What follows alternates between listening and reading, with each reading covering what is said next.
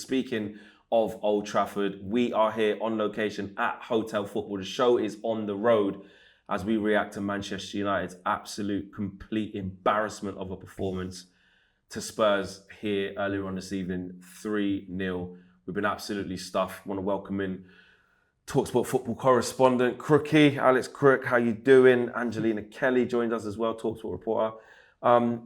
Guys, let's just get straight into this. This is if you think we're going to be negative, this ain't going to be the show for you, because this is literally straight off the bat reaction. Crookie, you've just come out of Old Trafford, as of all of us. How do you sum up what you've just seen?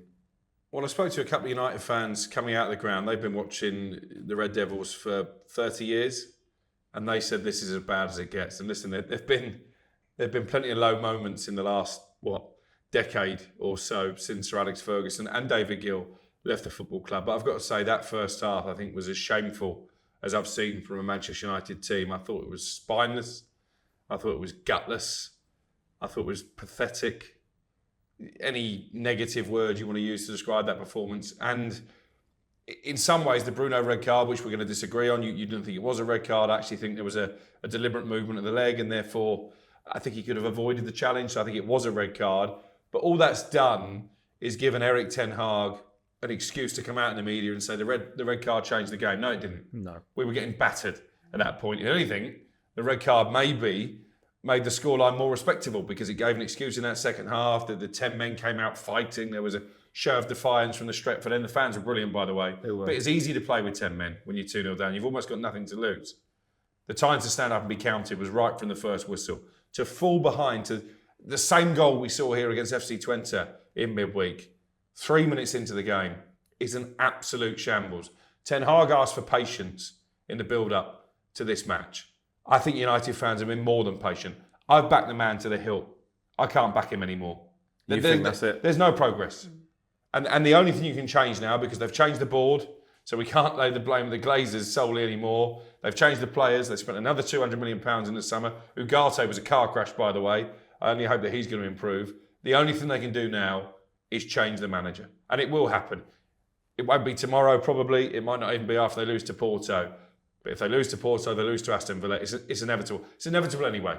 It's a question of when and not if now. And I think it's probably been a question of when since the summer, when they went on that sort of beauty parade in terms of who can we get to replace him. Actually, there's no one there. Let's keep this bloke in situ. He's a dead man walking. Angelina, big opinion from Crookie there, but how do you see it? I'm not going to be stupid enough to be like, well, do we need to keep calm? Do we need to, there's a lot more in the season, because this is absolutely atrocious. But do you agree with what Crookie said? I agree with absolutely everything. I mean, on one hand, this is only, 5-6 games into the season, into the Premier League season.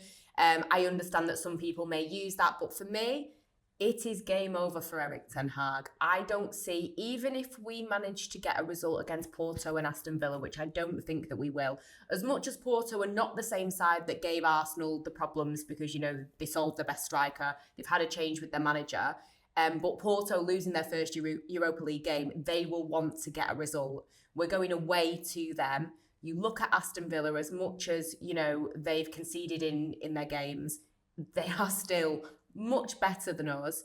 Even if we did somehow manage to get a result from those fixtures, I don't think Erik ten Hag can come back from this performance today. Spurs completely carved us open. It was embarrassing on every part of the pitch. I was talking to Crookie earlier, I'm trying to think of who was our best player. The keeper. Yeah, the only person I could come up with was Andre Onana, because he actually made a couple of decent saves. I can't think of anybody else.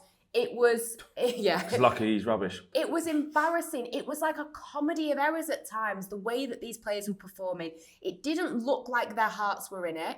It almost backed up what Christian Eriksen and Erik ten Hag were saying after the game midweek about them not having the fight, because that's all I could see on the pitch. It was even down to little things, like it almost made me laugh. When Bruno got sent off, they didn't even know who the vice captain was, because Onana was pointing at the bench going, is it me? He gave the armband to Mazraoui, and he was like, who do I even give it to? Is that what happened? From where I was sitting, I couldn't see literally, that. They didn't even know who the vice captain was. As he came off, he gave his armband to Mazraoui.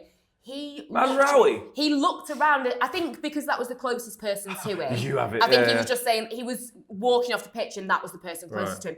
He's then looking round and looks to Onana. Onana's going to the bench. Is it me? And he's looking round, and then he ends up giving it to Martinez, who I don't think was a great vice captain because he himself was very petulant like Bruno, getting that yellow. But for me, I just don't see how Erik ten Hag can come back from this. And I think whatever decision the board make, and I think this was discussed on talkSPORT as well today, whatever decision the board make, the whole thing just looks very, very foolish. And it's very, very worrying. It's very sad. And for me, the biggest takeaway from this game, I'm younger than you guys, but I've been watching Man United, I've been watching Man United for as long as I can remember. And I have never seen it the way the fans left. Because it wasn't even like you can say, oh, they're leaving because it was raining, because they'd been walking out into the rain. They preferred to walk out into the rain than to sit and watch that game. I could see the Sir Alex Ferguson stand has the white seats that spell out Manchester United. With 10, 15 minutes to go, I was starting to be able to see those seats. That's how many people had gone, to put it into perspective for people. I have never seen fans leave like that. And it's almost giving me that kind of Unai Emery feeling at Arsenal. And I fear that it's going that way. And they're brilliant fans, by the way. 100%, I will say that. The match-going United fans don't call for managers to be fired. No. And especially in the stadium when the team's actually on the pitch. Yeah, and this guy... they tried to get behind them. They did. There was a show of defiance. The players didn't deserve that. No, they didn't. Those fans deserve a lot more. No, absolutely not. But what I was going to say is they don't call for managers to be fired. And we've all got behind this guy. We've wanted him to succeed. We realised that we won the FA Cup last season. We won the League Cup in his first season. And there were signs of progress then. We finished in the top 4. But they've not kicked on. That first season really was as good as it got, bar that one performance in the FA Cup final. And let's not forget, we were a toenail away from losing to Coventry in the semi-final. Which was a sackable offence, that one was. Exactly, which would have been an absolute humiliation. So I think when he does go, and again, I'll underline it, I don't like calling for managers to be fired. It will be when, it won't be if. I think he will know that he's had the backing of these supporters. But you mentioned Martinez there. He gets himself a stupid yellow card when he's got the captain's armband. There were some spiteful challenges. There were some petulant challenges. Heads were gone. There were some cowardly challenges, and the heads had gone. Absolutely, right from the first minute. And by the way, this is Tottenham, and I made that reference tonight. It's only Tottenham. They won 2 of their last 12 away Premier League games. They didn't have their captain, Son. And you thought, well, actually, you've got Brennan Johnson on one wing. He's playing really well, in fairness to him. You've got Timo Werner on the other. He can't finish his dinner. He proved that. You've got Dominic Solanke, who really is still trying to bed in. This was a massive opportunity for Manchester United, and they passed it up. 100%. There's no excuse. And you talk about lack of progress. Let's cast our minds back to 2-2 here against the last Spurs side that didn't have Son, didn't have Maddison, didn't have Van der Ven, didn't have Bissouma that day, didn't have, there was a 5th player as well. Yep. They had Skip, Højbjerg, Werner playing, really depleted squad. And they should have beat us that day as well. And for me, what's really, really scary is that when we look at this on the face of it, having tried to back Ten Hag, having tried to be patient, having tried to see the optimistic side of things, the glass half full, and not trying to keep going on this managerial merry-go-round, there's no other excuses that I can look to. We were told last year, and we can see with our own eyes, completely utter riddled with injuries. I don't have my back 4. Ten Hag was going into press conferences saying, I think it was quote, well, you don't know about football. You don't know about football if you think I can play my style without the back 4. Went into the Palace game, said it's going to be different to last year. I had to just get a team together. And we could see that with our eyes as fans. And we went, you know what?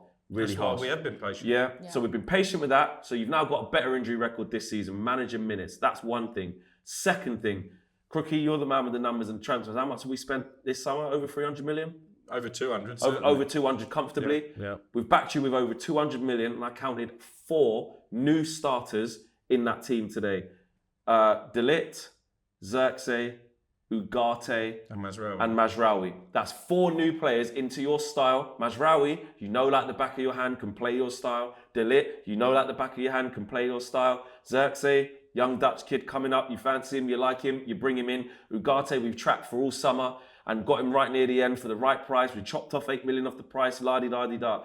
4 new guys, same result, same performance, same mentality. I watched Ipswich Town against Aston Villa before that game. I don't know if you guys saw it. They dig in, they fight for the shirt. They dig in, they've got a style of play. We're seeing Spurs there, where some of the Spurs fans want their man. They're calling into talkSPORT near enough every week. Jamie O'Hara's losing his head, pulling his hair out every week, going, we're finished, we're toast with this, like you said Even about after their the record. win in Europe, people were ringing up talkSPORT saying, I still don't like the way that we're playing. And awful. It's not sustainable. But you know what they want to do with with the ball? You know how every time they passed out from the back with the same system, very easy to play against Manchester United.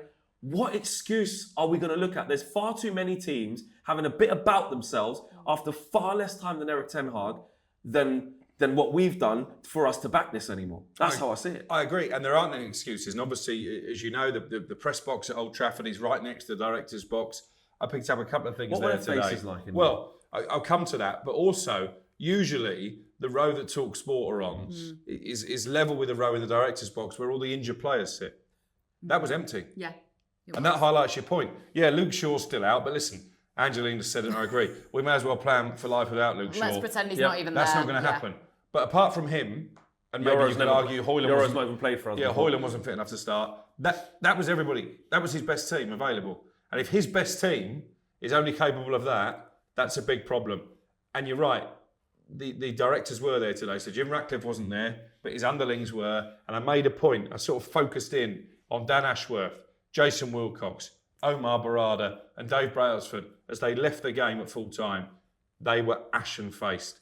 And they realise, actually, this is partly on them because we had this ridiculous beauty parade in the summer where they were openly sounding out new managers.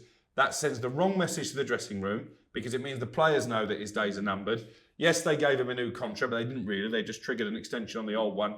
And I've heard whispers, actually, that it's not going to cost that much to remove him from that contract anyway. No. So that's not backing the manager, right? So if they don't believe he's the right man, and I don't think they did believe he was the right man in the summer, despite the fact that he won the FA Cup final, maybe that was even an inconvenience to them, have the courage in your convictions. What they should have probably done now, with hindsight, and again, I'm a bit of a hypocrite because I backed him staying on after that FA Cup final, was say, do you know what, Eric? We're not convinced that you're the man to take us forward. Thank you for thank you for winning the FA Cup and the League Cup the year before.